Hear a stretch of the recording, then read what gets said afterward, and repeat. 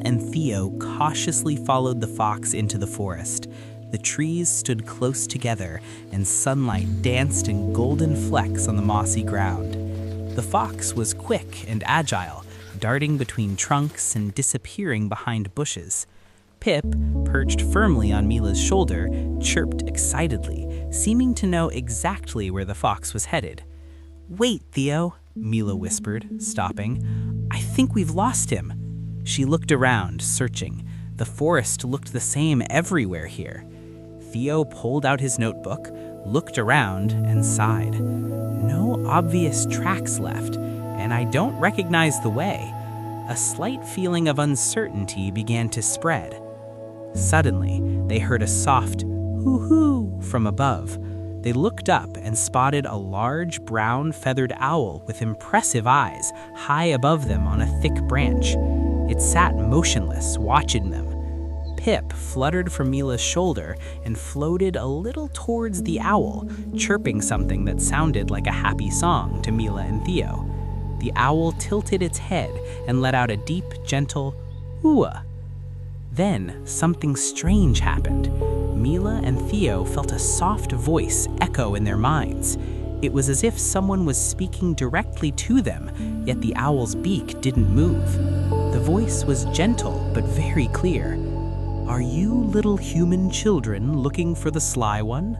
He is on his way to his den." Mila nudged Theo. Her eyes were wide. "Theo, did you hear that too? The voice. Where did it come from?" Theo nodded slowly, his notebook almost falling from his hand. I don't know. That was in my head, but the owl didn't move its beak." Both looked confused at Pip, who gazed from Mila's shoulder at the owl and chirped happily again. It was as if Pip understood something they didn't. The owl looked at them with its large round eyes, and the gentle voice echoed in their minds again. It was as if it was reading their thoughts.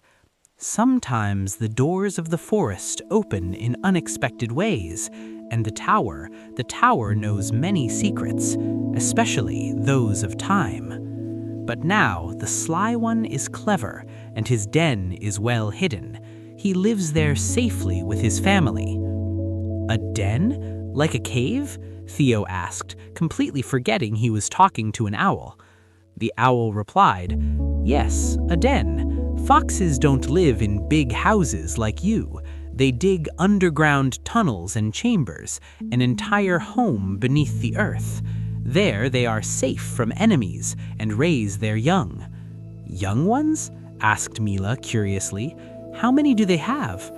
"Usually between 4 and 7 small fox cubs," the owl explained patiently. "They spend the first few weeks entirely in the den. The parents lovingly care for them until they are big enough to explore the world." Theo looked at the forest floor and discovered a series of prints in the soft leaves. "Look, Mila, these must be fox tracks, but I see the claws. Our cat can retract its claws when it walks. Why can't the fox do that?" The owl shook his head slightly. "Not quite, little explorer. A fox's front claws are only partially retractable. This is handy when they dig to make their den or hunt for prey. But it also means their tracks in snow or mud often show claw marks, unlike your house cats." Mila nodded thoughtfully. "So the fox is on his way home to his family." The owl looked at them with its big eyes. "Exactly. And now, if you want to learn more about the sly one and his secrets, keep your eyes and ears open. The forest tells many stories if you only listen closely."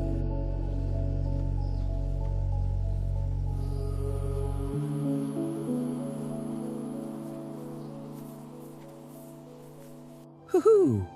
Pip's little nose is already sniffing out the next secret. Which animal would you like to discover next with Mila and Theo?